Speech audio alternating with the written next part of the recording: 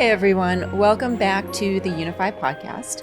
My name is Brandyn Keating. I'm the CEO and co-founder of YOUnify, a nonprofit organization helping you flourish and thrive, and also the host of our podcast. I'm super excited to have in person with me here today Ben Rekhi, who is an amazing filmmaker that you may remember from a previous podcast about a different film, and his dad, Kamal Rekhi. And Kanwal is a pioneering Silicon Valley entrepreneur and venture capitalist, famous as the first Indian American to take a venture-backed company, Exelon, public on the NASDAQ. His son, Ben, is an award-winning filmmaker, producer, and writer, known for directing films like The Ashram and producing Majority Rules. And thanks so much, both of you, for coming by the set today. It's such a delight to be here with you. Thanks for having us, Brandyn. We are delighted. So y'all had a big night last night. You had the opening of the film based on the book, The Groundbreaker, about your life at Kanwal. And really it ended up being kind of about your whole family's life together. So Kanwal, for listeners who may not know you or know your story yet, how would you describe your journey in just a few sentences? So I arrived in the US at the age of 22, about 59 years ago. Wow. And so I've been here most of my life. Came as the laws changed in 60s to let the people like me in, engineers and scientists from European countries, and did my master's here, and worked through various jobs and ended up in Silicon Valley, and eventually became an entrepreneur. Something new for the Indians. That's the reason the title of the book. So I brought the new round. The Indians were typecast as tatties, and I took them into this different direction of being an entrepreneurs. And so Indians have now become entrepreneurs, managers, CEOs of IBM and Google and Microsoft. And so I was the first CEO of a company, Indian CEO of a company in America.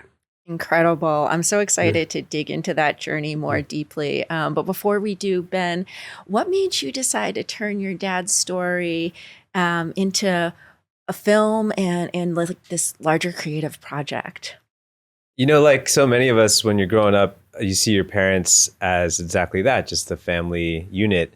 I was aware of what he was doing, but not fully. And I think when I became an adult, I started to see the impact that he was having on the world, and how people, an entire community of people, especially with Indian entrepreneurs, were looking up to him. And, came to appreciate just how difficult that is to make a deep impact and to do something singular in the world and be one of a kind. And in so many ways, the modern Indian tech wave that we have, where the head of Google or IBM or Microsoft are all of Indian origin, it wouldn't have been possible if it weren't for people like my dad that kind of changed perceptions about Indians and took a lot of prejudice on the way up. This was in the 60s, 70s, and 80s, where things were pretty openly racist in this country. And, you just took it on the chin and just powered through. And to do that and then go even further and contribute to the world and economy and the US economy was really unique. And I felt like for posterity, this story, would benefit people and also hopefully tell a story of just immigration more broadly in this country, which is still a debate that we're having to this day. Absolutely. And I think, people who are younger and maybe just anyone now today would kind of take it for granted that, you mentioned all of the CEOs of Silicon Valley companies who are of Indian heritage. So it's almost hard to wrap our minds around how that was such a difficult norm or such a difficult glass ceiling to break through for you. Can you bring us back, Kanwal, to the first parts of your story? So when I arrived in America, the brand of India was very simple. a land of bedders and a land of net charmers. Oh, okay. The stereotype. Very stereotype, very well positioned by the British as they ruled us over the years. The notion of a Indian to be a scientist, an engineer, a CEO, was almost laughable. Yeah. And so when and here I am, an engineer, having thought of myself as a person, but very quickly realized that, the prejudices are baked in American society. It's hard to change people's mind. So how do you move forward? You just say, well, I'm going to prove it to them. I'm going to show it to them. And fast forward, here we are now. The average American's experience with India is very different. A smart professor, a smart classmate, maybe his daughter, so maybe his boss at the company now. So there's a direct experience which is different than the old stereotype. Yeah. And so, in the film, you sort of walk through kind of, getting your first foot in the door with your first engineering jobs after college, and then kind of moving to Silicon Valley and moving up a ladder and having some interviews and being rejected based on your heritage. And then after finally getting some jobs, kind of hitting that glass ceiling. Can you talk a little bit more about what that was like? Like how did that even play out in the day-to-day of your life? You can sulk, you can whine, hey, woe is me, these people are racist, or you move forward. Hey, I need to hustle, I need to, have an opportunity. If I get an opportunity, I'll show it to them. So I was always focused on, getting the chance. Whatever it needed to, I did whatever, I had to, get rid of my turban, I shaved off my beard, to become sort of blending a little bit more. But once I was in, I always got the respect because, I produce results very quickly. And that's been this process over the years. You just don't want to worry about these other things beyond a point. You say, well, here's this situation, how do I move forward? Yeah. And what was it like for you, Ben, to kind of go through this journey of unpacking your dad's whole history of setbacks and resilience and continuing to break through over and over again? It was pretty eye-opening. I think, my dad, there's a humility about him and his storytelling. Yes, I've noticed. And it's, growing up, he never really talked about the challenges or the hardships other than, broadly that, these things are difficult and to achieve, but not in a personal way. And I think that was just part of his stoicism, that like you just did what had to be done. If you needed to survive, you just whatever it took. But there was, I think when we got into it, and this is where my team really came in handy to give perspective, was that there's a lot between the lines in these stories. And the turban example is a great one. Like,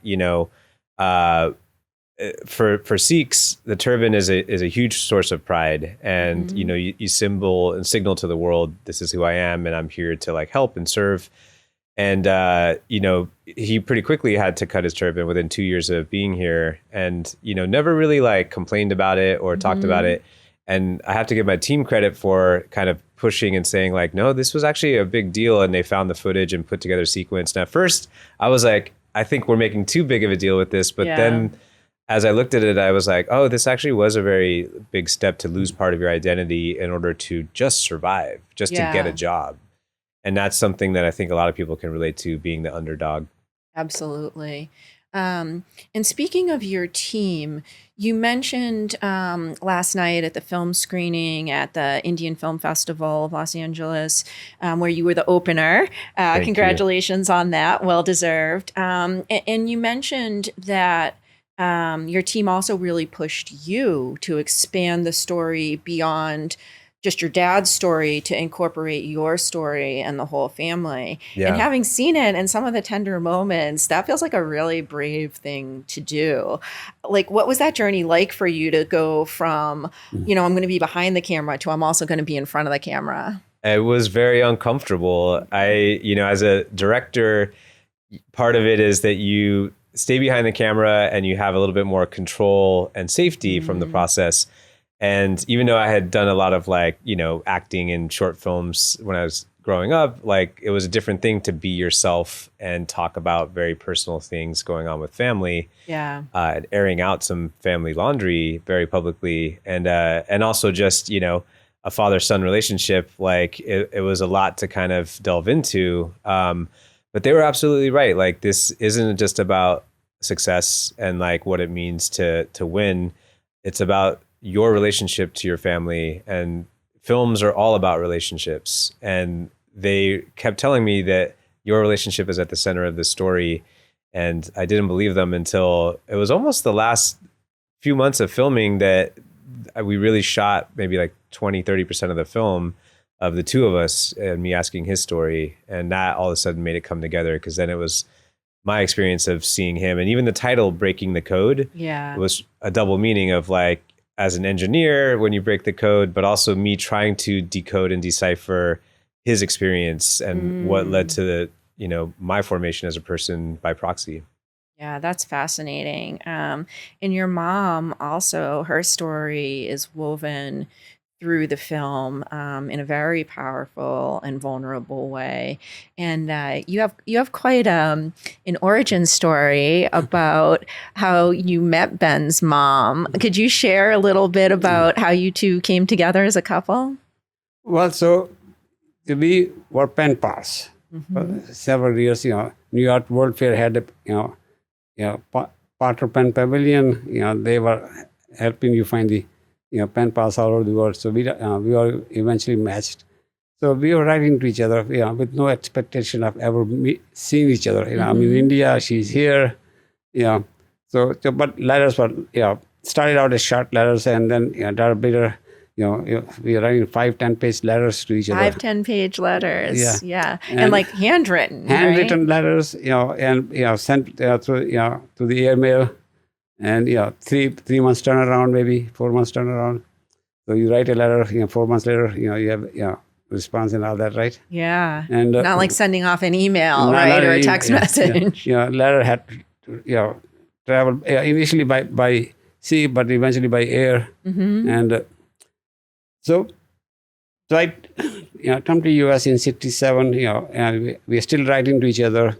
And eventually, in 1970, almost 3 years after I was here, she grew up in Connecticut, and she had joined the Air Force, US Air Force. She was a nurse.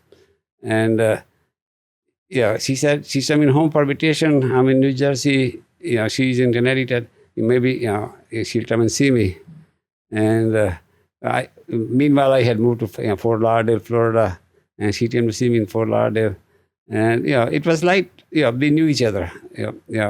So you finally met after how many years again? About almost 4 4 years of writing back and forth. Yeah. And so became was very very comfortable experience. We knew each other. We knew each other. Everything about each other.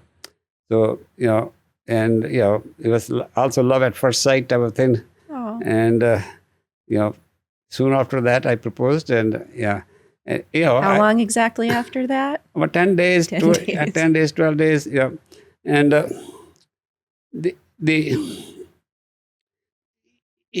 my attitude was, if I didn't ask, I'll never know. All she can do is say no. I'm no worse off than before. And if she says yes, much better off, right? And she eventually did say yes. It was a bit validation of me as a person, because I was a person with very low self-esteem, and having acceptance of Anne, and was a very big deal. Yeah. So you mentioned that you had low self-esteem. Can you talk a little bit about your early life and your relationship with your own dad, and kind of what it was like before you left India and before you went to college? So after the British left India, India was dirt poor. Not too many jobs, not too much industry. Most of the jobs are government jobs. Either army or civilian, and the competition for those jobs was very tough. And my father didn't see me as a man with right stuff, to qualify for one of those jobs. I had speech impediments. I had physical handicaps. And I was physically outward. And so he couldn't imagine that I would get those jobs. And then if you didn't get those jobs, then you became one of those street vendors or servants.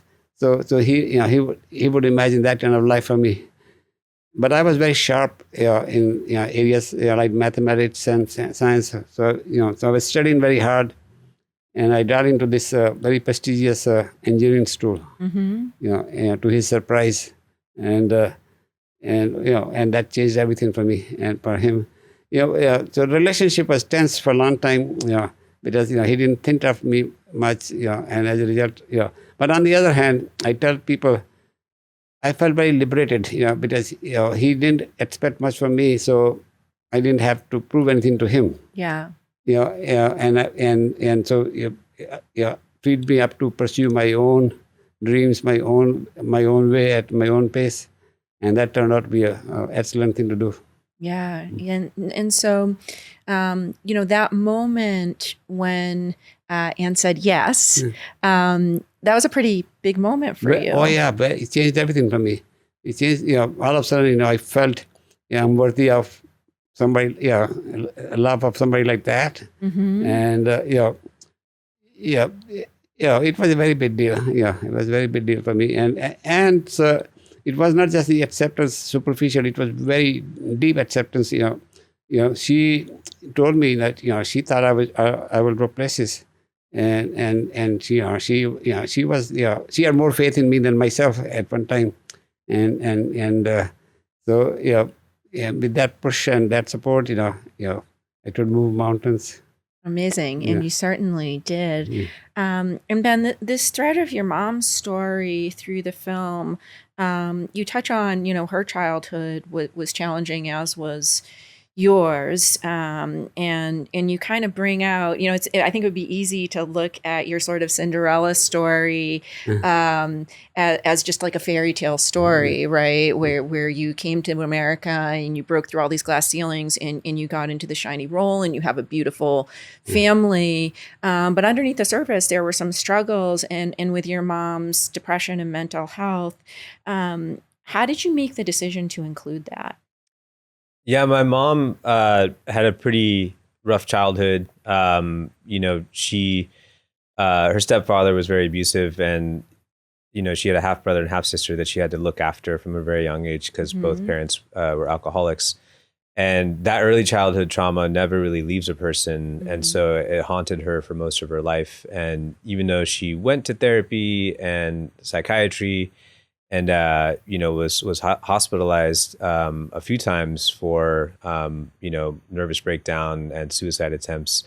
It was important for us to not shy away from talking about these things because it is part of our family story and part of both of our identities. And also for her, if this can help other people and her story can be used to help normalize these conversations, because I think generationally, it's always been tough. Like, you didn't talk about this type of thing in generations previous, and the idea that it is now being discussed, and these are things that really affect all of us. It was important to include it in the film. Yeah, I do want to add one more thing.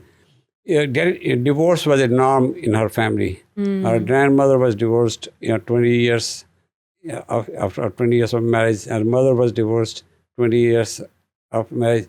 So she absolutely assumed, that I will divorce her too. And most of this stuff and she will talk about that. I could do better, and why would I hang around? And no amount of reassurance from me would ever, mean much. And as I was climbing up the ladder, doing better and better, she felt even more sure that I was going to leave her. Oh, and every time something good happened, she'll shudder. And I kept saying, I don't know why what am I doing wrong? Why is she feeling that? And so this depression didn't start to surface around 18, 19 years after we were married. She was almost sure that 20 years are going to be here and she will be divorced. Yeah, and those wounds that we take, that no matter what happens externally, sometimes it's hard to undo them. Can be hard both for the person who's experiencing it and for the people around them. So I really appreciate that you were willing to share that, so that other people maybe in a similar situation can see they're not alone. Yeah, I mean, I think it does affect the whole family, and sometimes there's almost a frustration where you see someone suffering so much, and you want to help them, you want them to be able to get back on their feet, but sometimes this pain runs so deep that it's inexplicable, and it's not something you can describe logically. Logic is very difficult to find in the human heart in these cases. And I think, looking at my mom and dad, my dad is a very logical right brain person, and my mom was a very left brain person. And so that deeper understanding came over time with each other, that, I think we say in the film that not all problems can be fixed, and accepting someone entirely for who they are, even if they struggle with these things, and seeing a different side of them than they see in themselves was a big truth that I learned through making the film and watching them both. Incredible. Yeah. I think a powerful takeaway for anybody who sees the film. And, one of the things that we talk about a lot on the podcast is flourishing, part of which is our mental health, and part of which is leading for flourishing, and how we're leading in the world. And you mentioned when we were chatting about this before we came on today, Kanwal, that this phrase of being the CEO of your own life that you use. Can you share a little bit more about what that means? So you are a whole person, and I always have an entrepreneurial view of the world. So your CEO manages everything. Founder, CEO manages everything. So I describe, you are a CEO of your life. Everything in your life, good, bad, indifferent, is your responsibility. You manage it, and you just like an entrepreneur, you have a balance sheet. These are my assets, these are my liabilities. How do I work with them to maximize my returns? You do the same thing with yourself. These are my assets. I have a speech impediment, okay, that's a liability. But I'm smart and logical, that's an asset. So you take the start of whole thing, and you make the best of that. You cannot blame anybody else or anything else extraneous to yourself, for your good fortunes or your bad fortunes. It's all you. It's all you. You have to learn to own your shortcomings. You have to learn to own your failures, and find a way forward. So I always describe being a CEO of a thing. You can't blame anybody else. You are in charge. You mentioned in the film, there's a moment when you say you kind of looked at yourself in the mirror and you said, I know I need to retool. And I feel like that's a constant theme throughout your life. And there's a moment then earlier in the film where, when you were in graduate school in Michigan, you went to Chicago for the summer. And if I remember correctly, you showed up with $10 and you walked away at the end of the summer with $2,000. So how did that happen? Because you weren't doing engineering stuff. Like, what were you doing? How did you do that? So the Chicago part was easy, right? I showed to the Greyhound bus to Chicago, got out the bus, walked over, YMCA, about 3-4 blocks, and they said $4 a night. And I said $10 in my pocket, $4 a night. I can say today and one more day, and maybe 2 more days if I don't eat. I mean, 1 more day, and so I have to do something right away. And so I walked out of the YMCA after I checked in, and says help wanted, and I didn't care what kind of job, I said, I'm here. He said, you ready to work? Yes. They sent me back, to do the dishes. Yeah. I did dishes for 8 hours, and they paid me $10 in cash, and it was a restaurant, so you can eat. I ate, and as I was leaving the day, I said, take some stuff for the breakfast in the morning, put some donuts. So here I come out of that job, and I have now $16 with me, and I have my tummy is full, and I have breakfast for next morning. I say I'm gonna make it in Chicago. So I that summer I took, did two jobs, without any days off, and whatever, it needed to be done. So did the dishes, bust the tables, tried to be a waiter, every time, bellhop, and then also worked in the factory at night, a few weeks. So I saved everything. Amazing. And then, so after this long journey, or maybe partway through it, obviously the journey's not over, you started an entire organization dedicated to helping other entrepreneurs of Indian descent and then more broadly Asian. And you've just been mentoring people all over the place. And so can you describe a little bit about what caused you to not just say, okay, I've been successful, I'm going to kick back, but put so much effort and energy into creating a whole infrastructure for mentoring others and mentoring them directly? So back in early 90s, several of us, met by chance, who had done well. There were about 15 of us. So we formed this club, to sort of meet each other once a month for dinner. And there, discussion started. We all told our stories, and we all discovered that there was one common theme. We had very lonely journey. Nobody believed in us. We had no role models, no mentors. And somebody suggested, it shouldn't have been that hard. We should become the role models and mentors for our younger people. And without much thought, everybody say, yeah, let's do that. And so we started that organization, with a very little expectation. It was local Silicon Valley. And it's called TIE, right? TIE, the Indus entrepreneur, the India-US entrepreneur. The Indus was a play on the word for India, US, and the Indus Valley. So now, while this is happening, I'm sort of getting done with my job and and work at Novell, and so I come out, and there was no place to go for work. I've been working all my life, and told me, you're in my space during the day. Why don't you go out and do something there and come back at 5 p.m. like you used to? And so that sort of pushed me, and I set up an office. For my daytime, at the Thai office, I will take my newspapers, my magazine, my laptop, and people start to drop in, to chat. Oh, yeah, you have a minute? Yeah, I have all the time in the world, right? And without even realizing, I was helping people, think through their plans and help them sharpen their thinking, and it got busier and busier and busier, and the word spread that you did that time for me, and people will line up. So I had to hire an admin to keep myself organized, and so the Thai thing happened. I wasn't out there making it happen. It happened.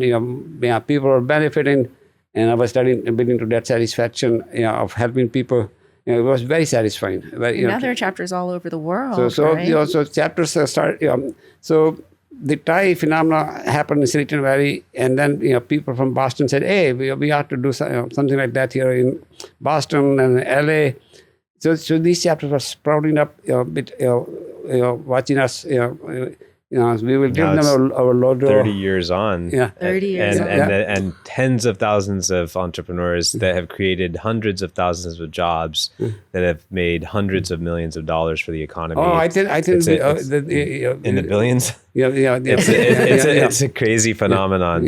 Amazing. And Ben, you have had the benefit of your father as a mentor always. And I'm sort of curious about sometimes when people are so close to us, we're not always conscious of all that we're picking up. Was there anything that crystallized for you in the film about your dad's wisdom? Yeah, I mean, he has a very blunt way of talking, and I think part of what his style and staying power in the public conscious has been his directness and not shying away, but also some pretty bold, counterintuitive ideas that frame the world in very simple engineering terms.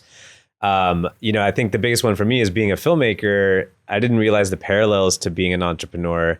And I think Dad and I kind of formed this mentoring relationship professionally. There were times where I was having trouble and had to fire people from the film set, and I was nervous to tell him about it. And he was like, good. That means you really care about the project and you're setting a standard that other people will see and perform at their best and stuff. And so the two, filmmaking and business, have become very intertwined. And so I think in that way, the osmosis has worked.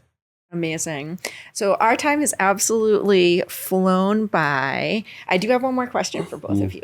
But before we do that, so the film is called Breaking the Code. Breaking the Code. Yeah. And we'll put all the links to connect with Ben and the film and to get the book, which is also amazing, in the description.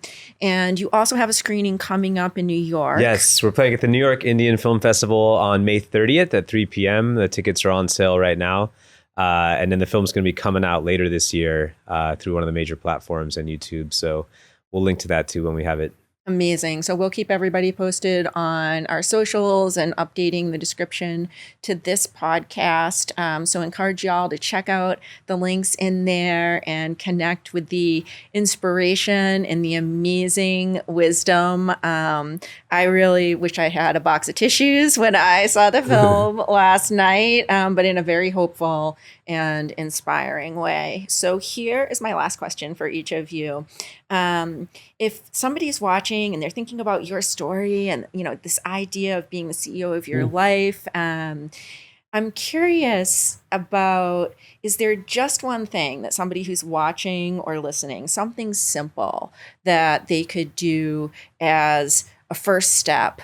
Maybe for you, Kanwal, it'd be like a first step to being more resilient or being the CEO of your life. And maybe, Ben, something that you've taken away from this process of the film. What do you think? What's one simple thing? So I tell people, eventually, the notion of CEO of your own life means, taking matters in your own hand. When you do work for somebody, have a job, you put your life in somebody else's hand, your destiny in somebody else's hand. So you should think about becoming an entrepreneur at some time in your life, and prepare to become one. And that becoming an entrepreneur, is a notion of achieving your best, finding your fullest potential. Because now you're on your own, you have to do it. So I tell people, entrepreneurial is a risky business. You're likely to fail, but failure is not a shame. It's a very risky business.